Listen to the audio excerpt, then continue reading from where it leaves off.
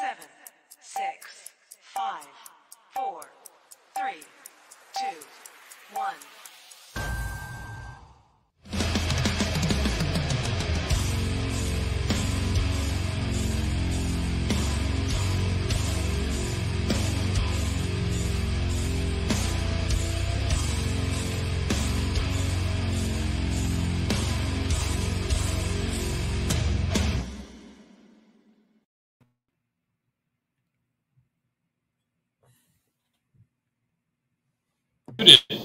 Oh, boomer tech right here. Welcome to Rise I'll to be Liberty. doing the boomer tech mistakes. That's my shtick. All right, sorry. I'll back off on that one. So I've got a very special guest on the show today, Doc Dixon, the Libertarian magician who was able to fool Penn and Teller. How you doing today, Doc? I'm doing very well. Very good to be here. Very good to be here. Most definitely. So I kind of just want to jump right into it. And really, what started you down the path of the art of magic? Like, where did you develop the love? What did you see that just sparked that in you? Like most people, I was a kid, had a magic kit. I was like 10 years old, something like that. And, just kind of stuck with it. What really sunk its claws into me. And if it was, I would take it off the shelf if it wasn't so high up. And I would also stand up if, of course, this is kind of a Zoom thing and I'm wearing a sport coach shirt and gym shorts. So your watchers don't need to see that. But I got a book when I was, I think, 12 years old, my 12th birthday. My older sister got it for me, the Amateur Magician's Handbook. It is one of the few magic books that you can find in, normal stores like Barnes & Noble and such that actually go deep into, to a certain degree, deep into some sleight of hand, which means it sinks its hooks into the reader if the reader is open to hook sinking. And it did for me. And then that opened up the world of, more and more study and all that kind of stuff. But yeah, that was really it. And then got to an age where I needed to start making money for 3 hots and a cot. And so let's try this. And I was young enough and crazy enough to say, yes, do that. There you go. That's great. I started with a magic kit, and it was horror themed, actually. It was Mr. Creepy's, I believe was the name of it.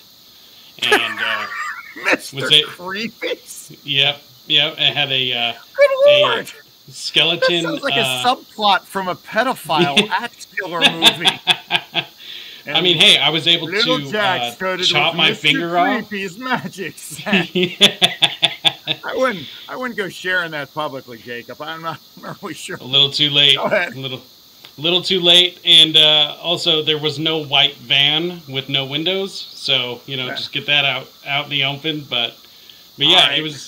It was actually pretty interesting. It came with just like a lot of blood and guts, and I thought it was just fascinating at the time. Well, I'm glad that made that through your repressed memories. Yeah, it was good. It was good.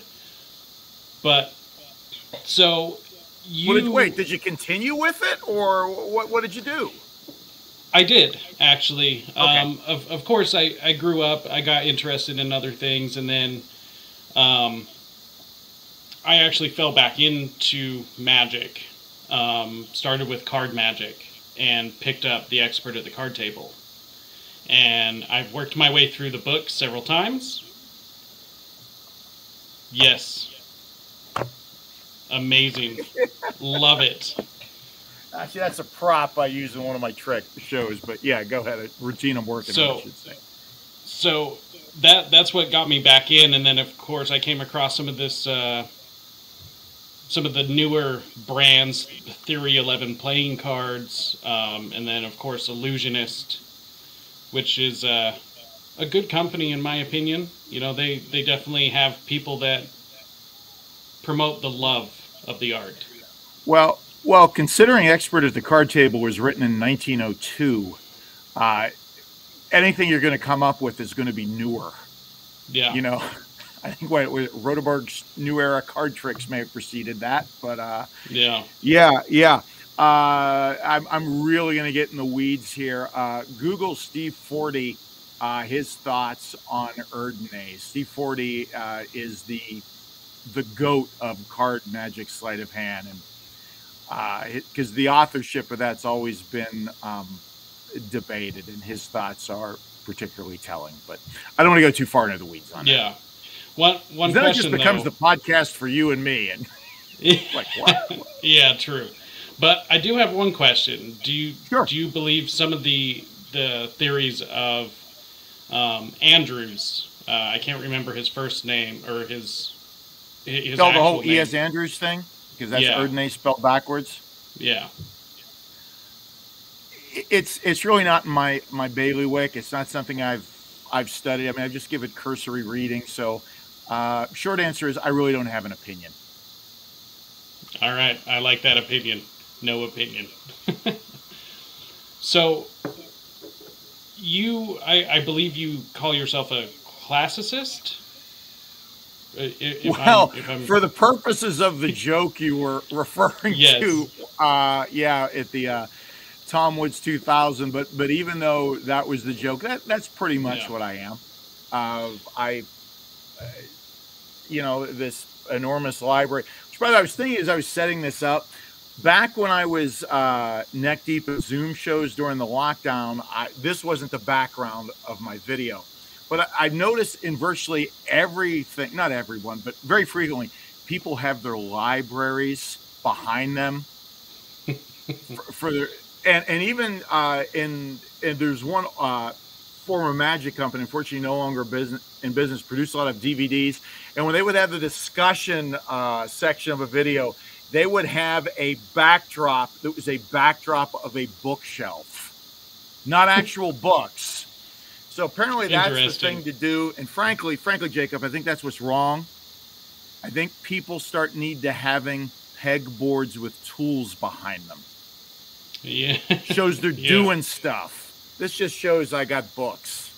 Yeah. That's my thought for the day. Not really fully developed, but That's all right. We can I'm a hash classicist. that out. I tend to do classic magic. I spend time creating. I spend a lot of time writing comedy, despite the pegboard joke earlier. And that's the real challenge, because, as a magician, I'm going to present puzzles to the audience. Hey, how did you that's impossible, sort of thing. But as a comedy magician, I want the path to the impossibility to be funny. Yeah. And that's really this relates to where you saw me, sawing Tom Woods in half. It's not just sawing him in half; it's the path to that. The comedic path is what made it funny. Yeah, I completely agree. So, who would you say some of your larger influences are? Well, the books behind me, really. But I don't know if influence is the term, but people that I've looked up to. Recently departed just a few years back, Harry Anderson. I've never been the term what magicians call an illusionist, people doing big box tricks. I've done a little bit of that, but it's not my thing. I mean, I have actually sitting over there is a carry-on bag with props for about 2 hours of stand-up material that can, play to an audience of many hundred. And Harry Anderson was an inspiration in that he was a super famous TV magician, before Night Court and all of that, but his act could fit in a carry-on. And it was driven comedically and also very much driven by his character, Harry the Hat. So he's definitely one of my icons. I live in Atlanta now, but grew up in Pittsburgh. Paul Kozak, one of the Mount Rushmore from the 80s and 90s comedy club era. Magician Paul Kozak. Yeah. Those would be just a couple. Okay. So what do you view as some of the issues balancing magic and comedy? I don't. Just work hard, be funny. I don't get that all. I don't get that all zen or, meditate on my navel while repeating my mantra or whatever. I got people in front of me. I have to be funny for them while I'm doing what I'm doing. So that's it. I'll often look at a piece, and I've been doing this a long time. And one of the first things I'll say, like if there's a trick I'm thinking about working in the show, I'm like, okay, deceptive wise, it's a good trick. The plot is clear. The audience can follow. It has the potential to fool if done well. Then I ask myself, how can I make this funny? There's a routine I'm working on right now where, okay, I can make the intro to it funny. The middle of it where the magic is, it's a prediction trick. Wasn't super worried about making that part funny because that's the boom, wow, how to do that part. But then the end of the trick, I'm like, well, how do I make this funny? And all the friends that I brainstorm with, magic buds, the part of the challenge is you don't want to water down the magic trick with a dumb gag kind of thing. But this is all like nuts and bolts, meat and potatoes stuff. Yeah. It's, a carpenter works with boards and nails. I work with an experience, and that's what I got to put together for my audiences. I hope that answers your question. I'm kind of like, it's like when you're neck deep in the mud, you don't think about what's in the mud. I got to work with the mud. Yeah. So there is another side of you, and you're a libertarian. Yes. What brought you to the libertarian philosophy? When I was in my 30s, I was bitten by a radioactive Murray Rothbard. No, wait. When I was in my 30s, I was exposed to Rothbard radiation, which means whenever I'm angry, the state doesn't like me. No, wait. Are you going to stop me from doing these comic book references? I mean, nope, I figured it's a safe bet. Okay, we have a little magic nerd stuff going on here. Can comic book stuff be far behind? Oh, yeah. Not at all. No. The same story for a lot of us, Ron Paul.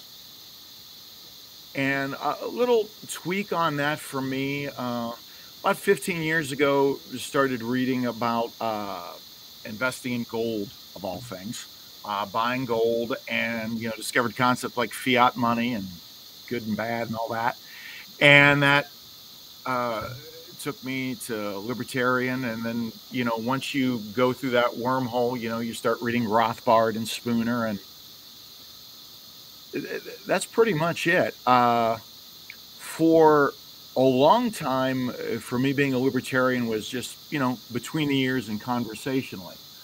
And then, the lockdowns came. And this, not how I became a libertarian, but this is how I met Tom Woods. The episode where I fooled Penn and Teller aired September 9th, 2019. Either that evening or maybe the next day, I'm on Tom's email list. I've been listening to him for years before that. Tom sends out an email referencing Penn Jillette, who was more in the libertarian camp at the time.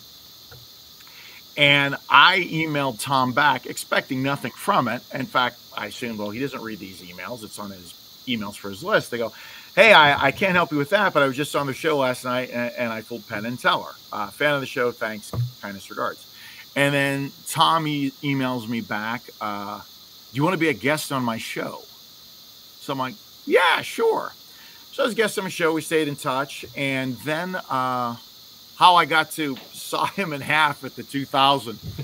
I heard about the 2000 and I just had this idea. I just emailed Tom and I put it in the subject line of the email. It says, Tom, do you want me to saw you in half at the 2000? And I get an email back, I think like 5 minutes later, just 2 words and yes, definitely, 6 exclamation points, all caps. Later, I found out that wasn't Tom responding. That was his then girlfriend, Jenna. And she didn't even know I was a magician. Well, ding. Okay, there we go. But no, Tom responded, and then I performed at a few of his supporting listener events, and he's become a friend and a great guy. Both Tom and Jenna, great people. But that put me then, because I'm performing and I'm the guy at the front of the room doing the shtick, in a more visible way, to kind of fast track, if you will, interacting with the community. Like, that's why I'm here with you now. Yeah. And, after the shutdown and all that, put not just myself, but, so many of the show business tribe through it, really, it made those opinions, those feelings, that worldview far deeper. So one thing I wanted, answers or very long answers that you're just wondering when they'll end. Not me. I am totally okay with listening, so we're good. Listeners, I can't speak for them. So, sure. One thing I did want to ask real quick was exactly how did the lockdowns gut your industry?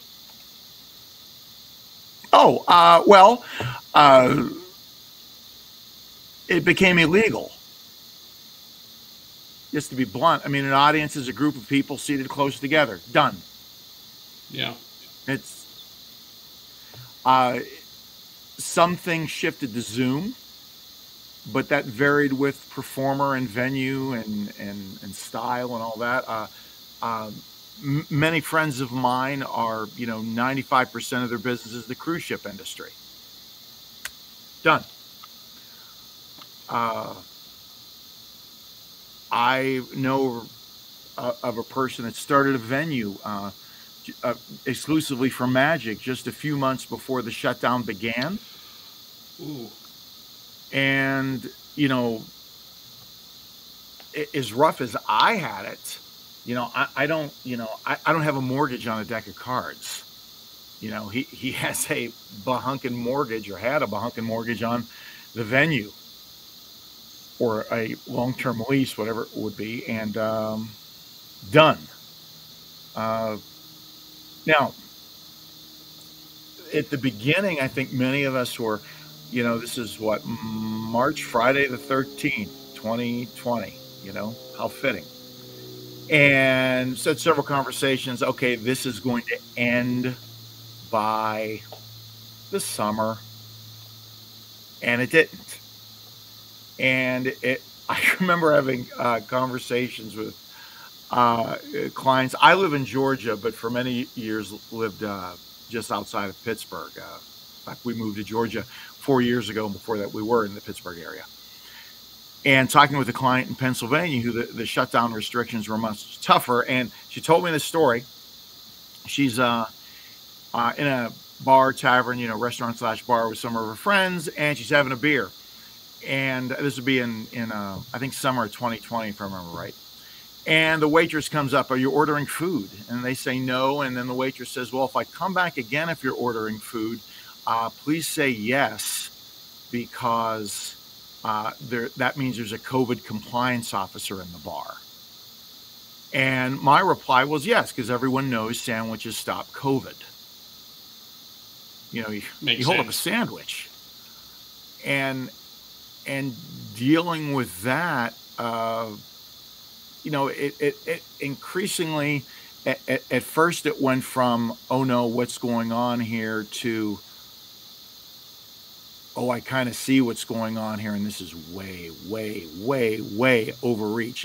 And not even saying that from my libertarian mindset, because, I was so neck deep and I have a family to feed that, kind of, Maslow's hierarchy of needs: food, political viewpoint, food,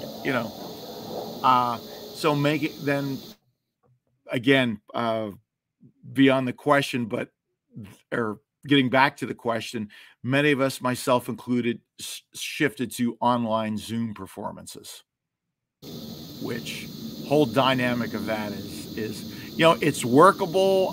There's a learning curve. I mean, what many of us did was, at first I just got some friends on the line and said, hey, get together a half a dozen of your friends, folks I don't know, so it feels like a show, and let me run through this performance. And it's kind of to get the sea legs up. Because, you know, if you're used to performing in front of live people, things like this, and I don't know if you remember what webcams were going for. Yes. Yes, I do. Back in late spring 2020. Oh, goodly moogly. They were 2-3 times their normal price if you could find them. Getting that tech going. It was a challenge. Well, and that changes the entire dynamic between pretty much everything that you do. I spoke to a few stand-up comedians at the time who were pretty much going through the same thing, and they were trying to do Zoom stand-up comedy shows, and they said it was just damn near impossible. Yeah, it's difficult because it really depends where the audience decided to meet you in the Zoom show. If the audience greets it, and this was like kind of the subtext in my head, we are gathered around the campfire. It's a little darker than it usually is. You know, it's a campfire, and that's how you're looking at me. But I remember one that I had booked. Typically, when I would book these, I would set up a Zoom meeting with the prospect beforehand, and just to give them a little bit of comfort level on what I had going on with the show. They could see the tech surroundings, all the bells and whistles worked, and all that jazz. And the person didn't turn on their camera. And in my head, I'm like, okay, this is odd. This is odd. But they went ahead and booked the show. And then I booked the show, and, you know, maybe stretching the metaphor here, but esprit de corps trickles from the top down. Well, I guess she was at the top because I think there was about 25. I've kind of blocked this out, you know, theatrical PTSD, yes. People were not turning on their cameras, or just a small portion of them were. And I never had that problem in any other show, but in this show, they just wouldn't turn on their cameras. Maybe 3 or 4 would. And yeah, that's a huge hurdle, because then they're watching it like TV, not like the particular interactive environment that a virtual show is. If it becomes TV, it's dead. That is just so very odd that people would do that. I mean, in my work it's not odd, because we're used to watching nearly all of our screen time, you know, it's a good point. In our boxers or whatever, you know. It's not a two-way street. And so they're watching with the exact same device something that is a two-way street, and they don't get it. Some of the more comical versions of it where I had a few audiences, actually several, that skewed much older. And I hate to make generalization stereotypes, but in this case, it was very true, particularly because this was the earlier part of the shutdown. Yes, you defeated the Kaiser. Yes, this generation stormed Normandy, fought in Korea. Don't ask them to do tech. The number. Oh, good Lord. Oh, the minefield of waiting for, please don't stand up, sir. I could sense the boxers through the screen. Please don't stand up. Everyone will be able to see you. Please don't. Or, you know, someone getting like this close, you know, to try to adjust their screen. That wasn't really irritating. That was, you know, somewhat charming in its way. But the ones where they wouldn't turn on the camera, that was actually just that one. Oh. I mean, I'm okay. Thanks for making me live through this, yes. Jacob. Thank you. No problem. Sometimes it's good to get it off your chest. By the way, when you position your head like directly in front of the microphone that's behind you, it looks like one of those hats the British guards wear at Buckingham Palace. Not the first time I've heard that. So. Oh, really? Really? Yes. Okay, cool. Yes, not the first time. I actually had it one time almost insultingly compared to boot on head, which I thought was fairly insulting for me. And I was like, okay, I've got to get a new tapestry now. Thank you. Yes, Jacob that's very Supreme. great. Yeah, exactly. So obviously you've bounced back. The lockdowns have disappeared for the most part. How has it been with audiences like going into it? Are they any different? Are people acting strange, or is it just kind of back to normal? They missed it too. There's a venue up in Northeast Pennsylvania, wonderful magic comedy club, Keller's Magic and Comedy. And first time I was there, I'm starting my show, and I do jokes up front about my. I have a big family. I have 7 kids. My daughter's all grown, and 6 boys, currently ages 7 through 15. And I do this joke, talk about all the boys, and there's typically this whoa kind of reaction from the crowd, and I'll tag it with, yeah, thanks for getting me out of the house. And typically that's the joke. Thanks for getting me out of the house. It's crazy there. I will never forget, this is early on in the opening up of things up in Pennsylvania. I say thanks for getting out of the house, for getting me out of the house, and the audience reacts like this. Yeah! Because they were glad to get out of the house too. Yeah. And that was like, wow. That was a bit of a surprise. But it's just been great. It's everything tastes better when you're hungry, you know? Yeah. Yeah, I can definitely understand that. So one thing I kind of want to touch on just a little bit because of this whole thing is I think magicians usually find this interesting. So magic is about people, typically, is what I've heard. It's not about the tricks per se. However, when you go to a magic show, you're walking into an environment where you know you're going to be tricked or fooled, or your senses are manipulated. Now, that's fun because you're doing it willingly, and a magician will tell you that up front. But then there's a portion of society, typically media and things like that, that manipulate people and don't tell them. Tell them that this is the truth. So how do you combat some of these things with trying to expose actual reality to people?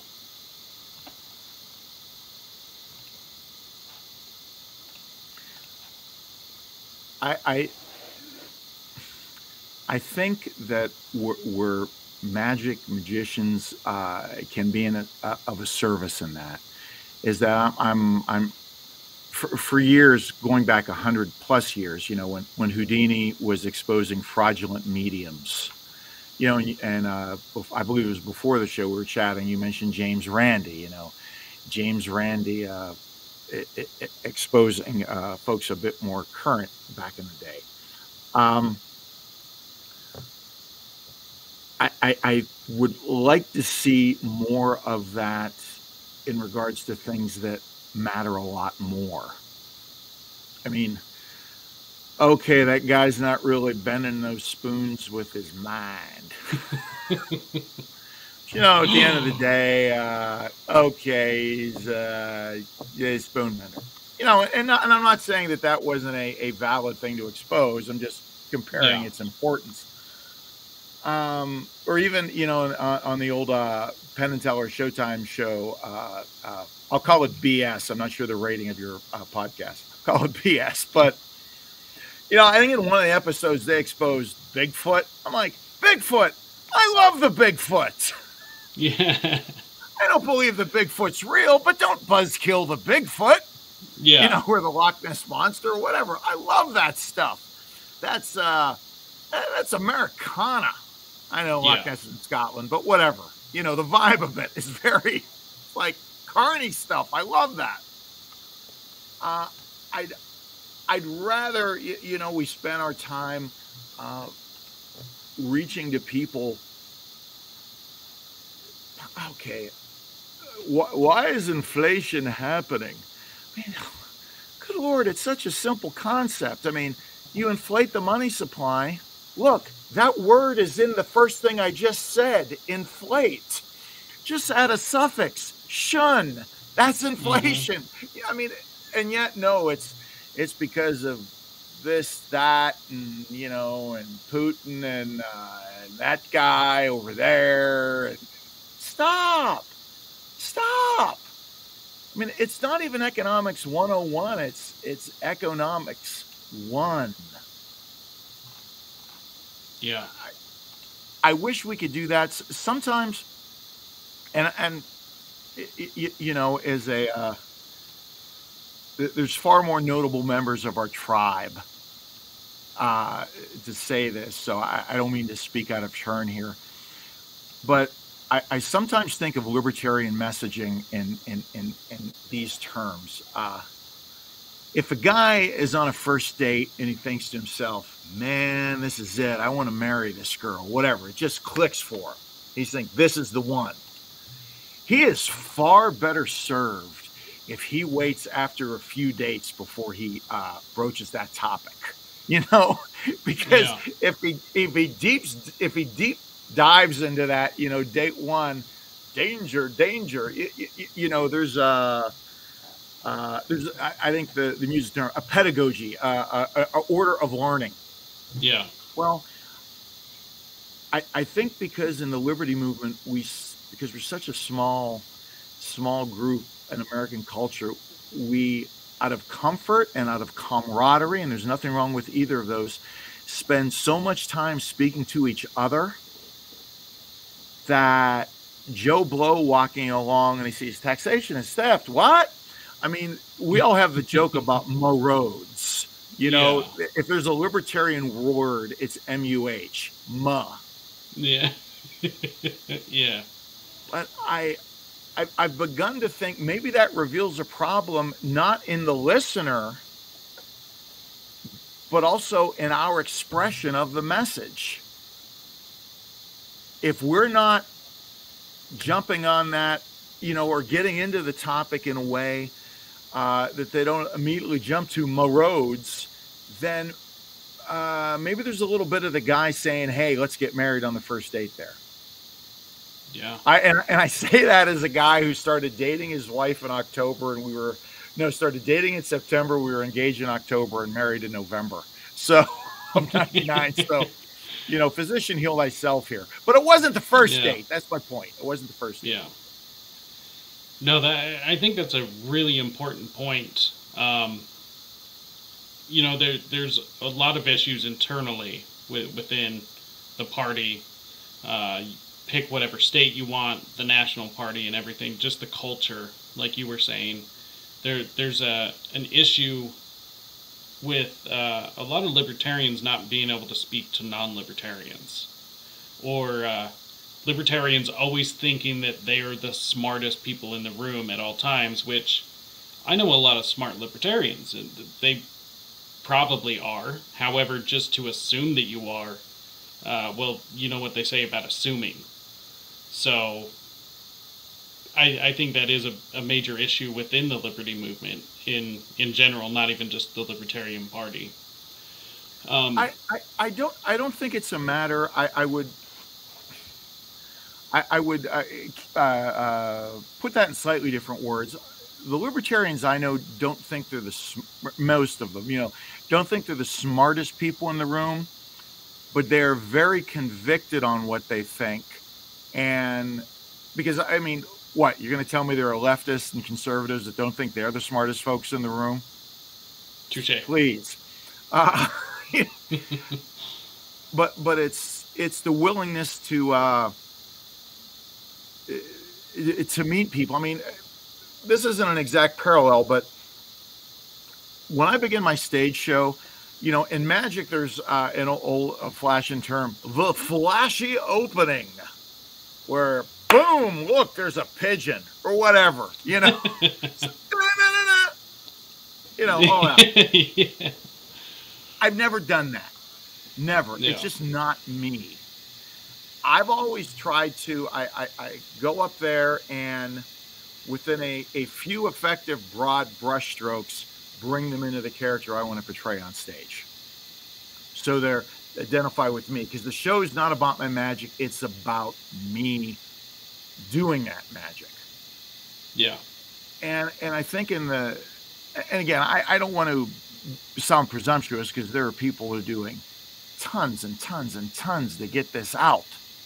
And often they are speaking to the tribe because they have to. I'm not saying, just going for the kill on the message is always bad. But to greet people where they are and bring them there is a powerful tool. I mean, even little apples and oranges here, but theologically, typically that first message a convert hears is a pretty simple one, and only after weeks, months, years does it get more in depth. Yeah. That's just it's my opinion, and if you don't agree with it, I'm sorry, sir. You're wrong, Jacob, and I'm very disappointed in you.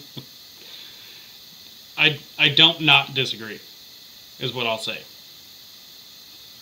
Okay.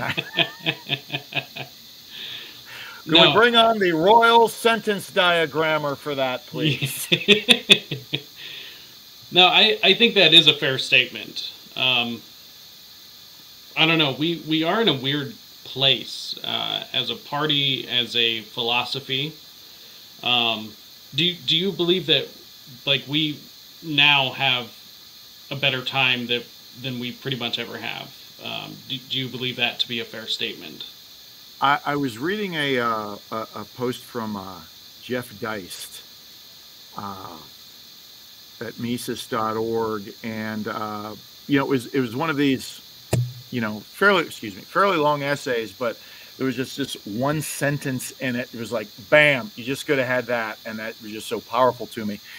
And I'm paraphrasing here, but it was simply, if COVID gave us anything, or perhaps it was the COVID shutdowns, he said, that's the point there, but if COVID gave us anything, it gave us clarity. And I was like, wow. And I know that was true for me in my political worldview, and I think it's true for many. It's true for many that may not be in our camp, and I kind of hate to use that expression, but whatever. That it may be a path. That clarity may be a way to access that.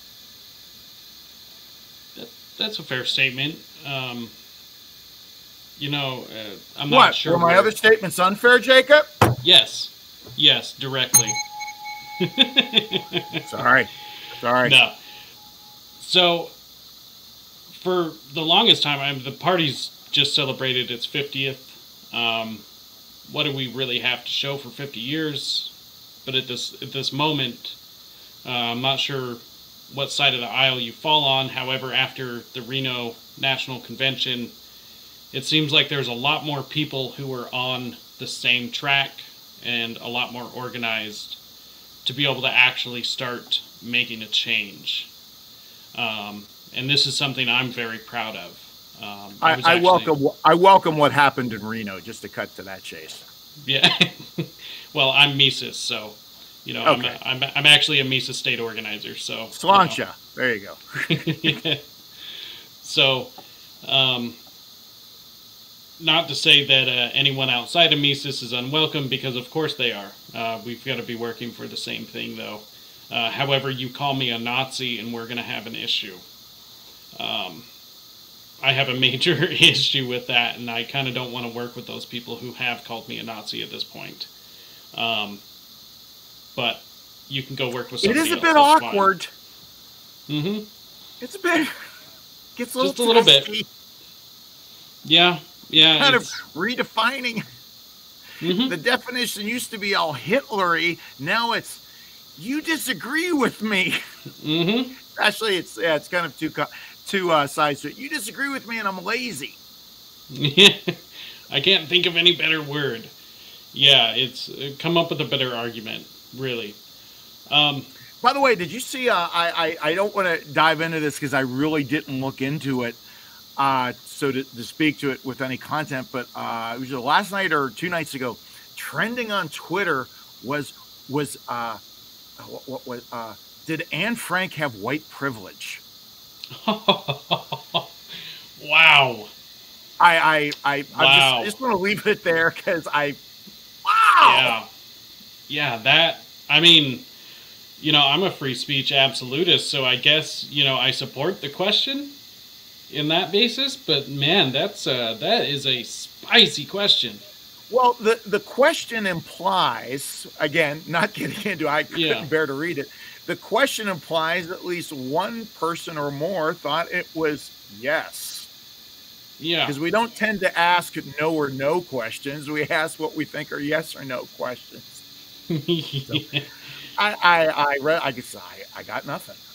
Is that a failure of our education system? Very, very rarely do I think it's acceptable to, and again, I didn't read where the person is going with it or the people that were bringing it up, so I don't know what type of convoluted path there was to it. But I really want to resort to, I refuse to dignify that question with an answer, sir. Channeling my inner Foghorn Leghorn.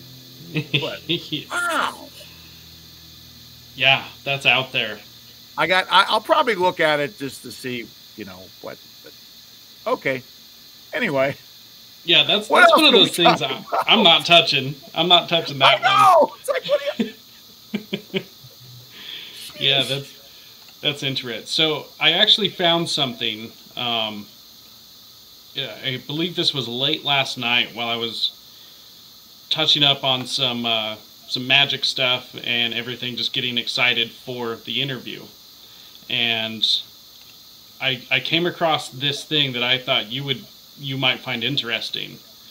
And it's actually a U.S. patent for the nervous system manipulation by electronic fields from monitors while we're both staring at a computer. And I thought it was also very interesting. They always say that TV is called programming for a reason, and that it's a lot of mind manipulation.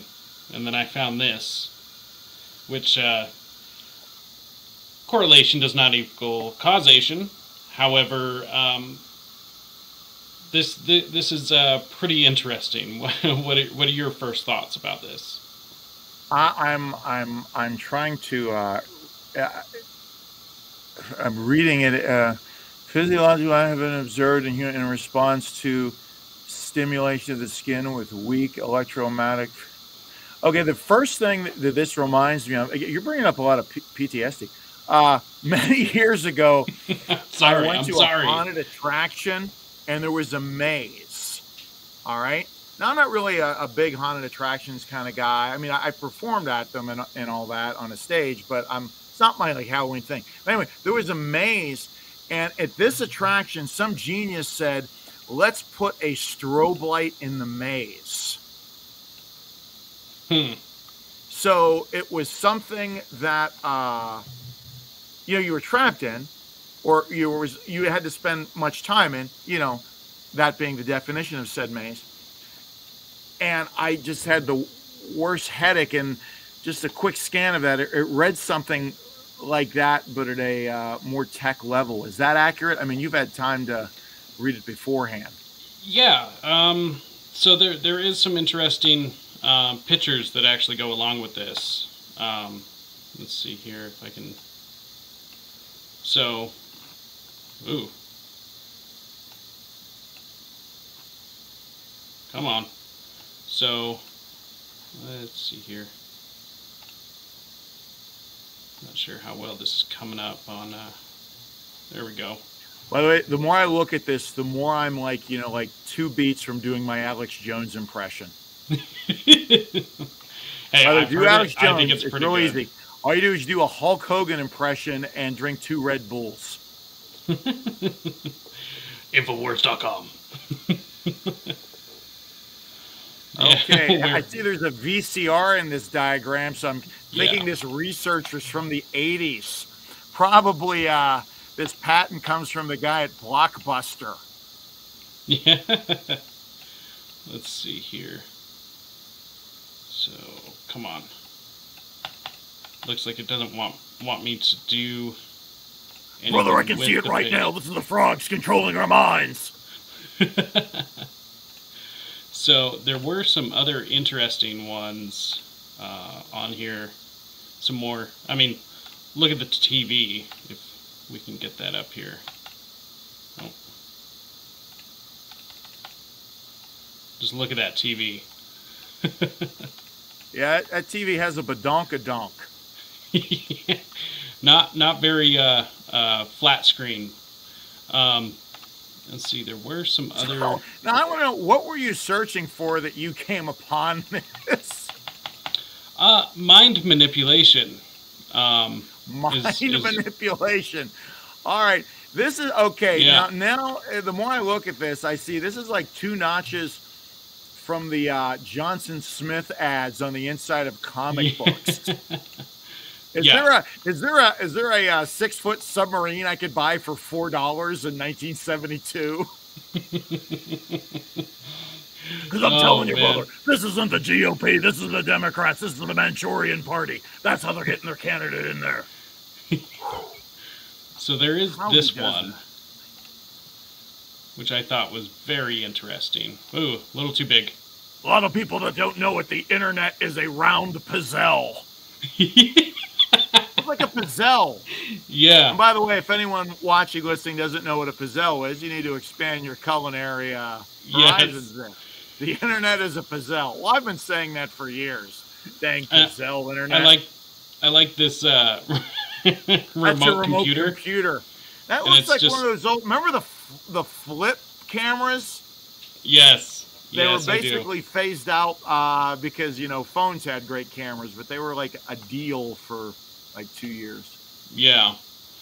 So I thought that was interesting. I think it's a good rule of thumb that any sort of scary technology that we come across, we're probably about 20 years behind what they actually have now. I've seen some pretty interesting technology, crowd dispersement stuff, and I just found it kind of interesting. There's a patent talking about being able to control people's minds with electromagnetic waves through television and computers. Kind of freaked me out, I don't believe minds can be controlled through computers. Could be controlled through computers. Could be controlled through computers. Wait. Glitching. Error 732. 732. Reboot. Sorry. Yeah. No worries. It happens Sorry, all the time brother. on this show. Yeah. Infowars.com. Good Lord. You say that one more time, this will never be on YouTube. You know that, don't you? I do. It's like Beetlejuice. Beetlejuice. It happens though. But so with you being a magician, there's an interesting crossover, I believe. Whether that patent is for actually a technology that exists or not, do you believe that something could actually exist like that, knowing your more intimate knowledge of working with people, crowd work, the comedy thing? I mean, that's all different abilities. I don't want to say manipulate. However, I do know people like Darren Brown are able to really get you to believe certain things. Some of these mentalists. So I guess this kind of goes back to the question with the propaganda is how do you kind of float around in this area of exposing truth, even though you do it in a lot funner way? you don't need to be high tech to lie. I mean, and you don't have to be high tech to lie again and again and again. I mean, there are, and I don't want to get into them here, but there are verbal and psychological techniques which can increase believability. Here, I'll give you one because it's not from the magic context; it's from the con men context.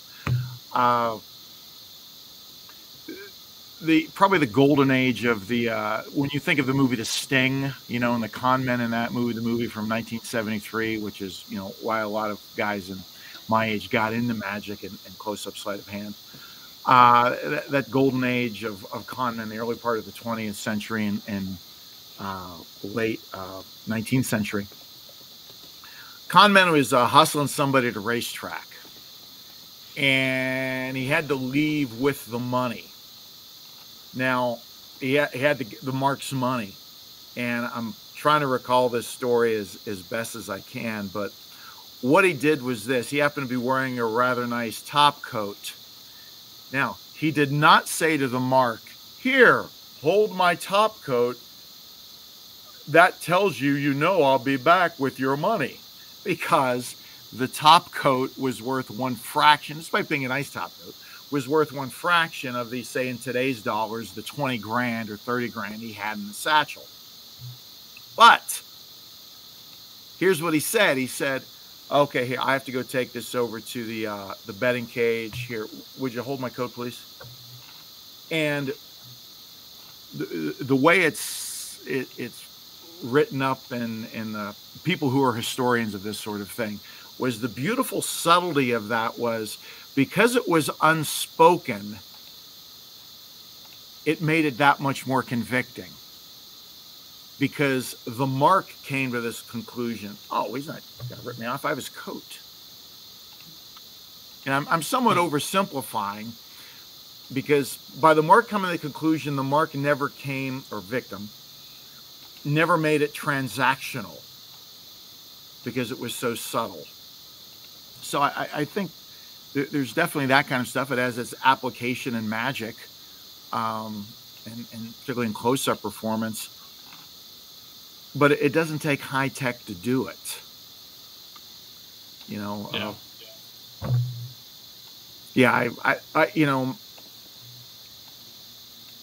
There has high tech crept into magic performance to accomplish a few things. No comment. Is it where I like to lean into? No. For me personally, it's just not my thing. If method can have an aesthetic, which I think it can, it's not my aesthetic.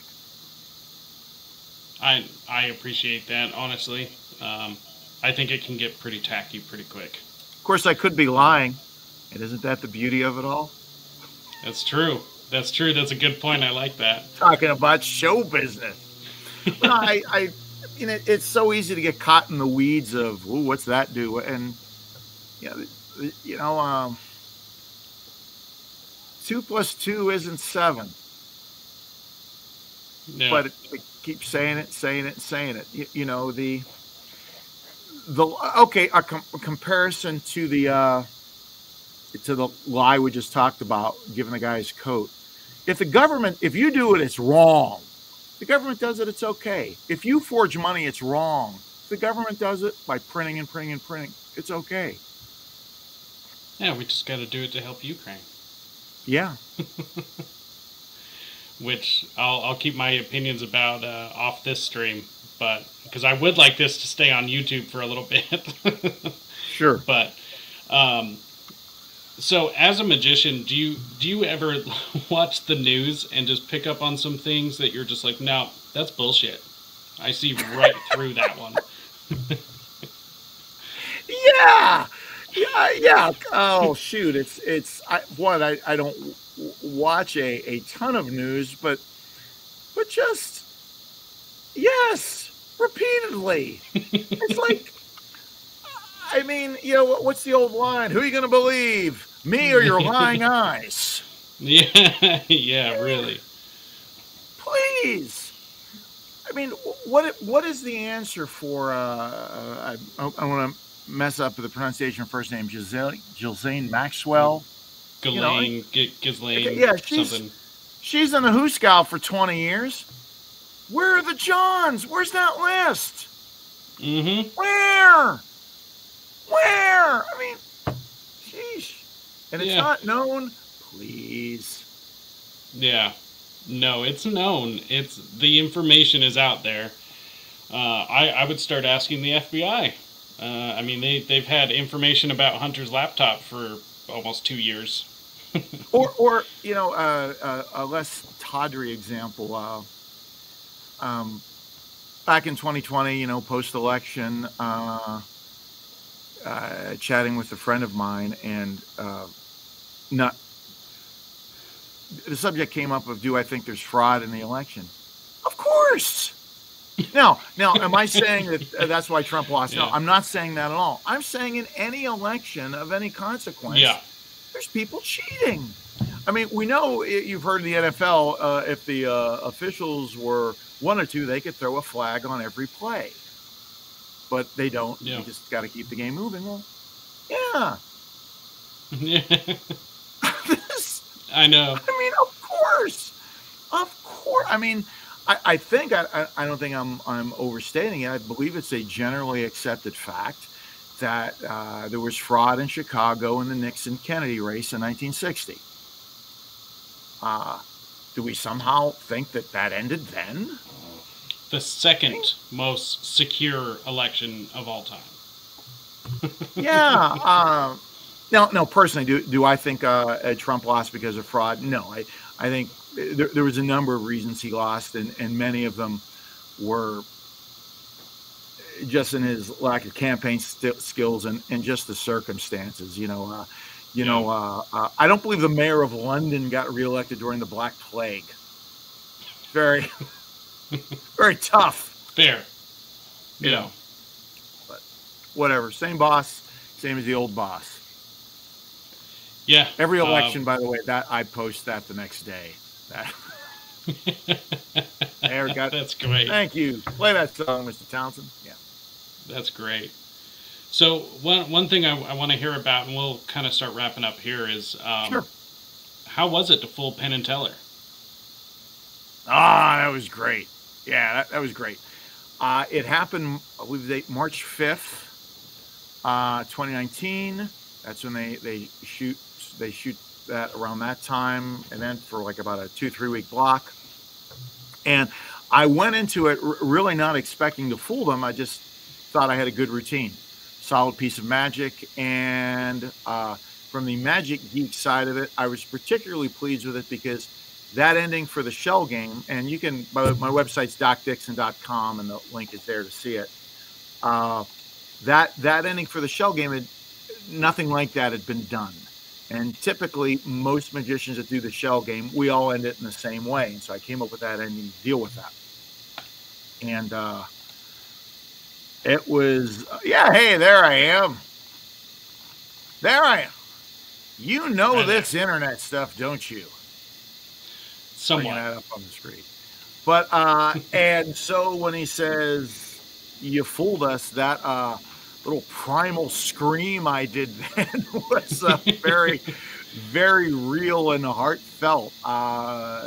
Did not expect it. One thing I'll tell you, if you watch the clip, at the moment where Penn offers another solution that I don't want to tip it if anyone's not seen it, but he offers this solution that wasn't it, and it couldn't have been it.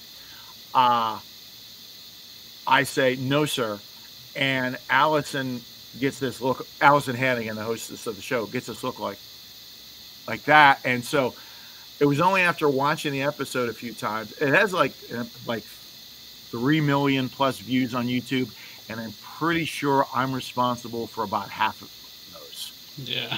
Me personally, just watching it. After watching it, I realized Allison knew I fooled them before I did. It was great. They are just two great guys, two mensches. Just a wonderful experience all the way around.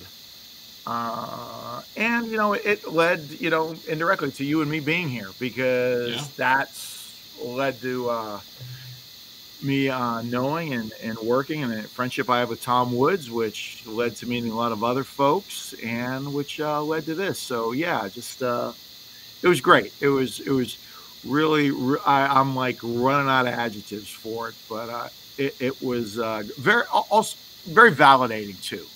You know, Yeah. it was a nice feeling. That's awesome. I'm somebody or a group like that, Penn and Teller, who are just so well known.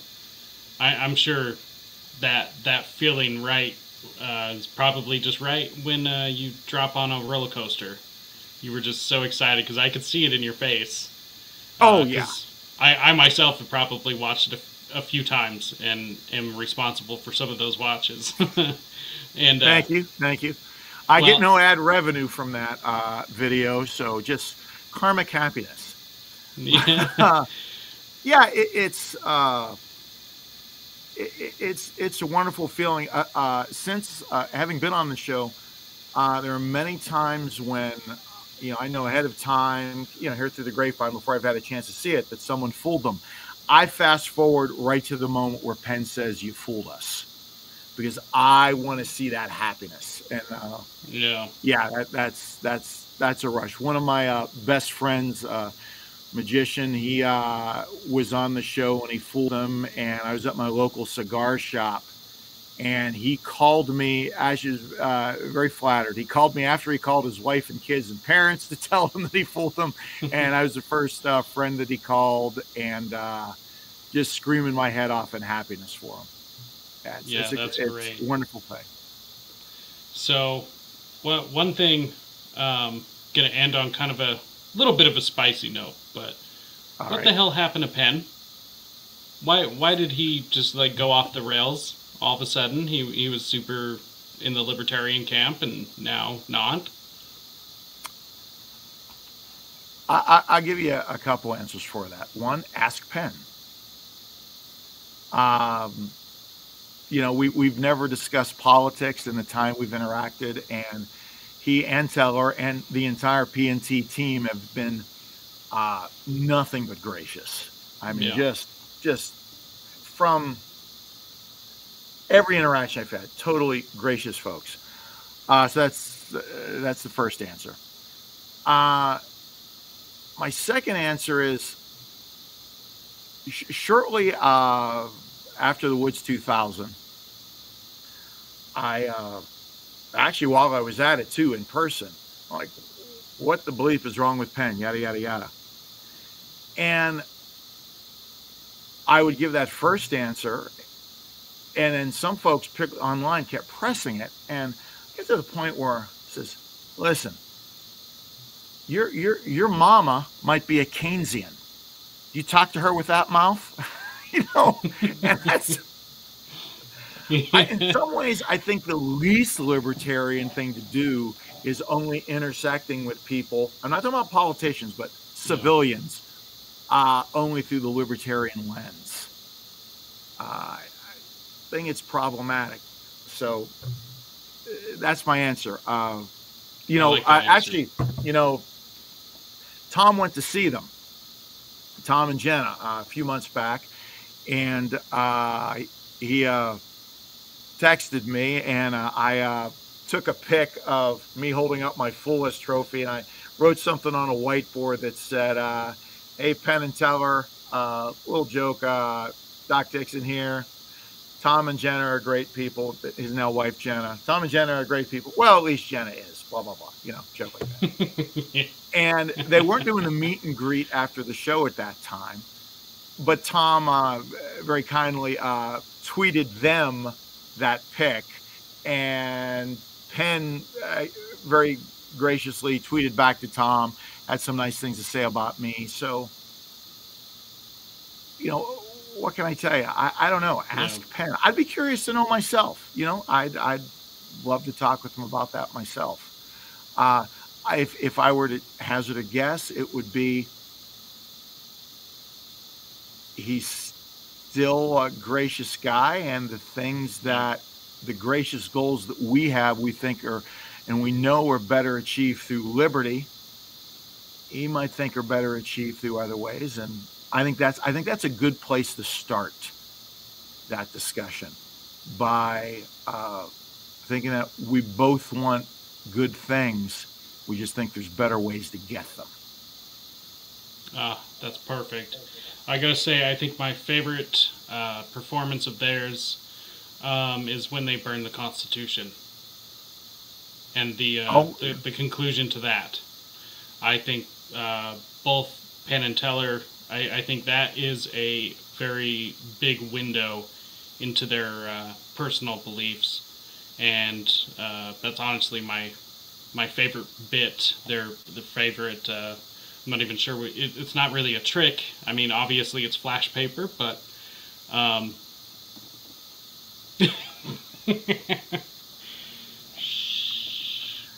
but I believe that is absolutely a very telling statement, and I absolutely love that. So as long as they still believe that, you know, I feel so shallow. I think one of my favorite bits is inflatables, when they have the giant Penn and Teller inflatable costume. You're like, yes. Hey, my, and then their linking ring routine I really enjoy, and I do as well. The vanishing cowl, but it's at the end of the show. I feel I'm so shallow right now. I like when they float Lysander Spooner above the heads of the audience. Take that, Jacob. That's okay. Fair. I mean, it's an implied levitation as well as an implied spooner, but you know, yeah. You really have to read between the lines. All right. Thank you so much, Doc. I think we're going to end here. Let everyone know where they can find you, what you have coming up, or shout anything out that you would like. Oh, sure. Thank you. First, thanks for having me on the podcast. I really, you know, since everything is changed in my life, I've really wanted to be more of a presence in this world. So this is another step in that, and I'm very grateful for that.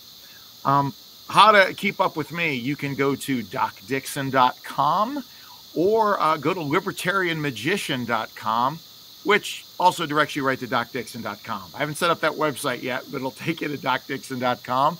And hey, scroll down on that if you would, Jacob, and click on where to see Doc Dixon. That's at the very top. Very top. I mean, you don't have to click on that now. I mean, folks, you can click on that later, and it'll tell you where to keep up with me, where I'm going to be, and all that. That's where I post my public shows. And also, if I can make a real plug here, I'd love to be performing at more libertarian events, because those are my people. So reach me through my website, and I'd love to talk with you about that if you were involved in that kind of planning. All right. That's awesome. Thank you so much, Doc. We'll have to get you back on. I say that to all my guests, but I actually mean it. And to any other guests watching this, I mean it to you too. So, but no, honestly, it was great. I had a fun time nerding out with you about the magic stuff and everything. And same here. So, anybody still watching, make sure to check us out at risetoliberty.com, risetoliberty.store for all your merch needs. And you'll see the next live stream Sundays and Mondays is usually when we get going. Otherwise, you can find me on the End the Two System Party Network and exclusively on the Roku channel, Regional Prime Television. You can find Rise to Liberty at all those places, of course, all major audio platforms, YouTube, Rumble, and Odyssey. And hang out for a sec, Doc, and we'll end this stream up and everything. But everyone else, make sure to stay free, my friends.